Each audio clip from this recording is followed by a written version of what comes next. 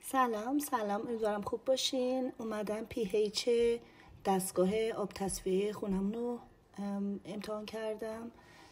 اینجا که میبینید رنگ آب زرده و این برای شستشوی دست، مو و صورت استفاده میشه. آروم آروم رنگ آب به سبزی میره که این برای ریختن توی غذا یا شستن میوه هاست. آروم آروم میشه آبی و اینجا رو ببینید یه بنفش بسیار خوش رنگه که این رنگ بنفش pH آب 9.5 و برای آب آشامیدنیه. میتونید قهوه چایی هم باهاش درست بکنین و به نظر من وقتی که 60-70% از بدنمون رو آب تشکیل داده بهتره که بهترین آب رو بنوشیم.